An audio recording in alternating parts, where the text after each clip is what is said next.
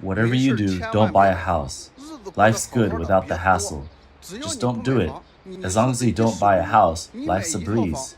You get one, you're pinching pennies. 2 houses, you're really stretching it. 3 houses, well, good luck to you. What do you think is the reason people aren't buying houses now? Because everyone's suddenly becoming enlightened? Or maybe they've seen through the real estate market, realizing prices might drop even more.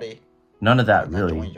After a decade in real estate sales, let me tell you the real reason most people aren't buying houses. It's because they're broke. Plain and simple. They don't have the money or the confidence to repay the loans. Tsinghua University's expert on Chinese economics, Xiuyun, recently said in an interview that in February this year, Chinese housing prices fell by 23% compared to 10 months ago. This basically meant the evaporation of an amount equivalent to the down payment for buying a property. This rapid downward trend has already affected the confidence of many homebuyers, and those who are considering buying properties are even more reluctant to act. The property market has become a high-risk investment. Goldman Sachs issued a report in February warning that the crisis in China's real estate market is far from bottoming out, and that we are only halfway through the downward price adjustment in the current housing downturn. In the coming years, the scale of new housing construction and new home sales in China will further decline. The report stated, as things stand, China's housing downturn that began in mid-2021 still has no end in sight. 2 analysts from Nomura Securities agreed in a recent research report. They wrote, "There has been no sign that the sector's fundamentals have bottomed out."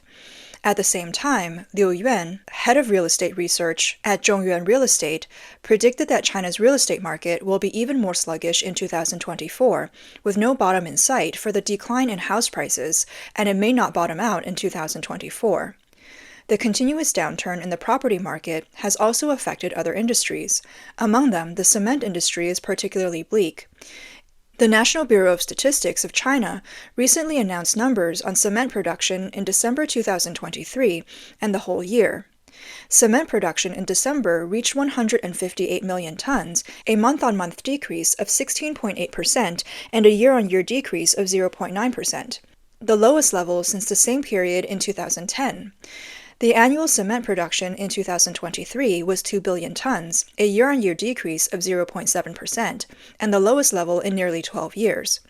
On March 19th, Anhui Conch Cement released its performance announcement for 2023, with revenue of 141 billion yuan, a year-on-year increase of 6.8%. However, the net profit was 10.4 billion yuan, a year-on-year decrease of 33.4%. Basic earnings per share were 1.97 yuan, a year-on decrease of 33.45%. Anhui Conch Cement is one of the 3 giants in China's cement industry, with its products widely used in large-scale infrastructure such as railways, highways, airports, water conservancy projects, as well as urban real estate development and rural areas. Facing a significant drop in net profit, Anhui Conch Cement explained that due to the implementation of the National Dual Carbon Policy, which requires cement companies to achieve ultra-low emissions, staggered production among cement companies has now become normalized, leading to a significant reduction in overall output. However, in the current situation of oversupply in the cement market, these policies have limited effectiveness, and the supply-demand discrepancies remain very severe, offering no help in rescuing the cement market. Cement is a necessary material for fixed asset investments such as real estate and public construction. Over the past 30 years, as China's economy has grown rapidly, the demand for cement has increased year by year. However, due to the proliferation of cement plants of all sizes across the country, the market has been oversupplied for a long time. After barely surviving the pandemic, the collapse of the real estate market, tight funding for construction projects, and sluggish investment in manufacturing have all affected the industry. In 2023, the cement industry faced the most difficult period in nearly a decade due to strategic adjustments in real estate and large-scale infrastructure industries, which reduced demand for cement significantly. At the same time, under the influence of factors such as excessive market competition, overcapacity, and rising raw material costs, the entire cement industry entered into an intense price war in 2023. In order to capture the market, various tactics were used, resulting in cement prices remaining in a state of low-level fluctuations throughout the year, further compressing the profit margins of major cement plants.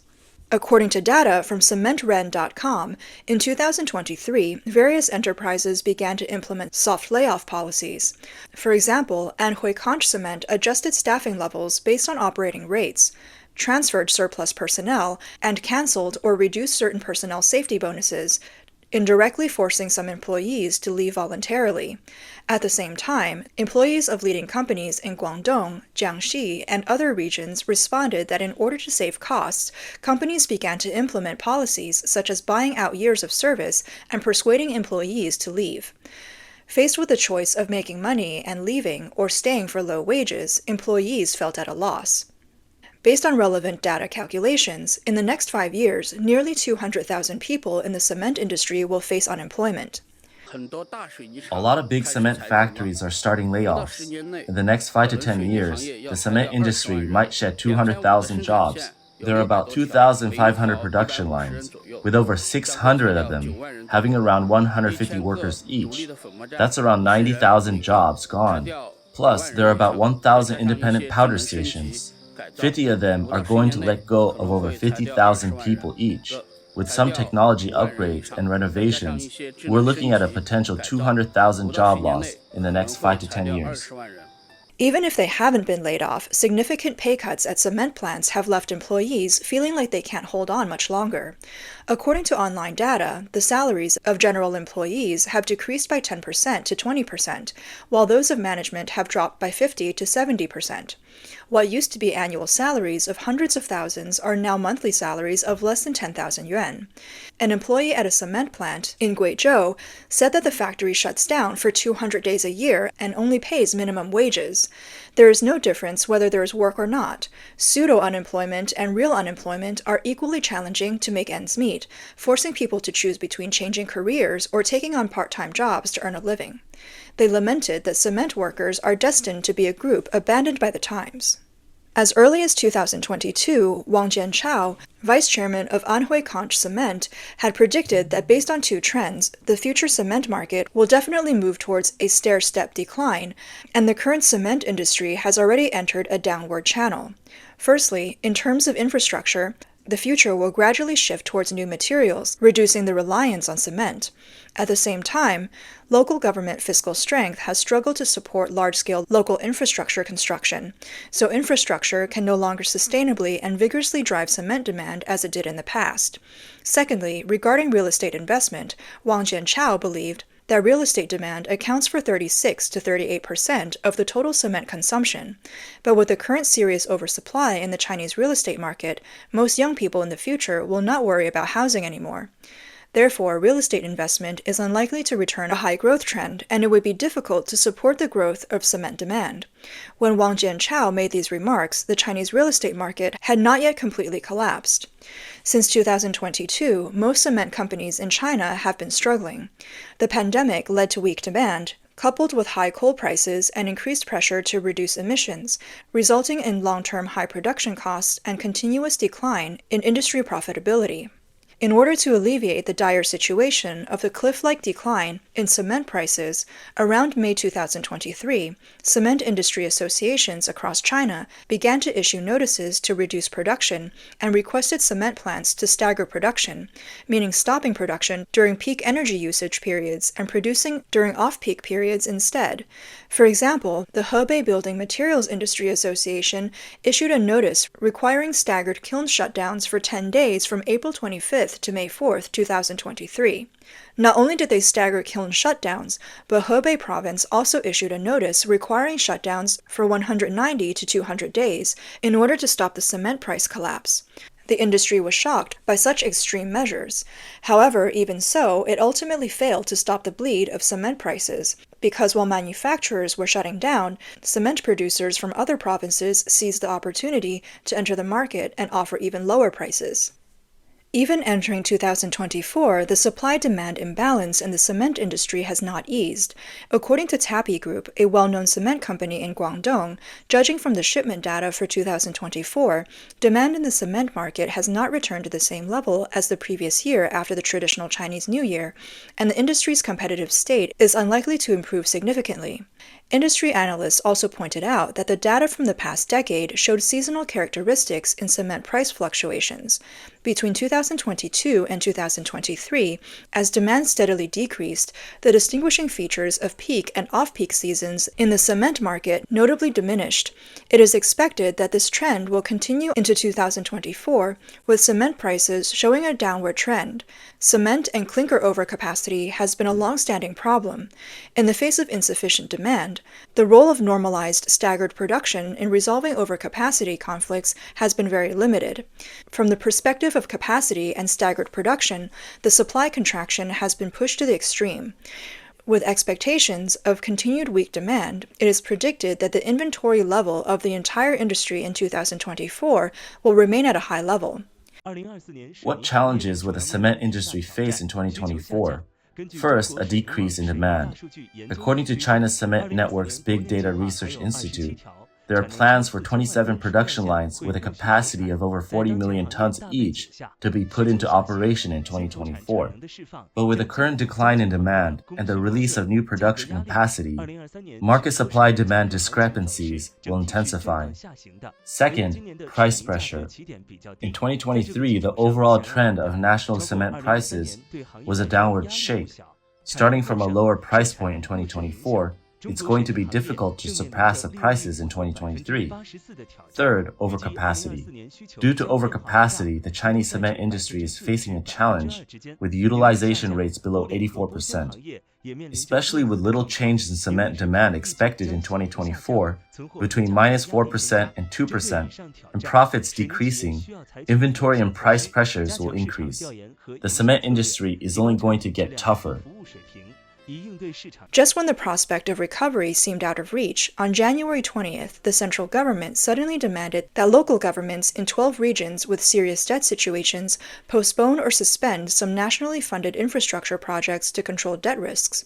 Provinces and cities named include Liaoning, Jilin, Guizhou, Yunnan, Tianjin, Chongqing, among others. The notice also requires these provinces and cities to make every effort to reduce debt risks to a medium and low level, strengthen controls over new construction investment projects, and many local projects such as highways, subways, and light rails have also been halted. After the relevant news was announced, the cement market was greatly impacted. A cement industry insider from Chongqing wrote in a submission that the cement market has long been characterized by vicious price competition, but the result of this vicious competition is that cement prices continue to decline, and no one wins this battle. He helplessly said, lying down and rolling over, unable to win, "We have been in a continual state of losses." According to statistics from the Digital Cement Network, in 2023, more than 30 cement grinding enterprises auctioned or converted into other projects, and in the first half of 2023, at least 43 cement plants announced bankruptcy or entered bankruptcy proceedings. It hasn't been long since 2024 started, and news of equity transfers have been announced by 6 companies. Downstream cement grinding enterprises have successively withdrawn, indicating that although the pace of clearing capacity in the cement industry is slow, it is already underway. Not long after the traditional Chinese New Year in 2024, several well-known cement companies jointly raised prices in an attempt to forcibly correct market prices that had already bottomed out. However, this move is generally not seen as promising. Just as we're starting the year, some big cement factories are raising prices by 30 yuan per ton. Is this a sign of confidence in the market, or are they just hyping themselves up? It's like when we drink half a caddy of liquor and start boasting, slapping our thighs and getting all pumped up, right? Anyway, our clients are feeling less optimistic about the resumption of work this year. Payments haven't been ideal, and shipments this year is much worse than usual. So this cement price hike, let's see how long it holds up. Let's see who's the first to sneak away. After Chinese New Year, how will cement prices fare? Most cement factories took a longer break during the New Year, delaying their return to work and consuming some inventory. Post-holiday cement prices will see a slight increase, but as the weather warms up and inventory increases, major cement factories will engage in price wars, causing cement prices to continue falling. The sales situation in the Chinese property market is bleak, and governments at all levels are trying to rescue it. Hangzhou announced on March 14th that it would fully lift the restrictions on the purchase of second-hand homes within the city and no longer examine the qualifications of buyers, meaning buyers from all over the country can purchase properties without limits. They also adjusted the exemption period for value-added tax for 2 years. Prior to this, Guangzhou, Shanghai, Suzhou, and Guangdong province all canceled purchase restrictions to encourage people to buy more houses. Netizens commented that even Hangzhou, the largest city in the south, couldn't hold on, indicating how dire the property market is in southern coastal cities. In the past, houses in Hangzhou were unaffordable even if you had money, but now it's different. Empty houses and empty cities can be seen everywhere, with dozens of floors of houses standing alone in the wilderness. Even if purchase restrictions are lifted, would anyone dare to buy? With the property market in a downturn, how could the cement industry not be affected by the domino effect? The dire situation is not isolated to the cement industry. Taiwan's financial expert Xiuyun published an article in January titled "The Ramifications of Chinese Overcapacity Will Haunt the Global Market."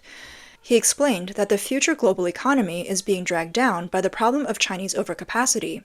He said that over the past 30 years, the United States has called on the world to invest in China, with at least $2.7 trillion in funds poured into China from all over the world. Amid the US-China trade war, the United States once again called on the world to move production bases and transfer supply chains out of China, which also affects the future industrial landscape. Next, the Chinese economy is adjusting downwards. During the era when China played the role of the world's factory, major industries had full capacity. Now, with weakening demand, many industries are not only reducing production, but also running at full capacity. For example, China's annual cement production capacity is 3 billion tons, but actual demand may only be 2 billion tons. With China lowering cement prices, the global cement industry follows suit with a downturn. In addition, industries such as petrochemicals, crude steel, panels, and solar energy will also follow suit. He called on companies to move away from China because this series of slaughter has just begun, and some industries may continue to decline with no end in sight.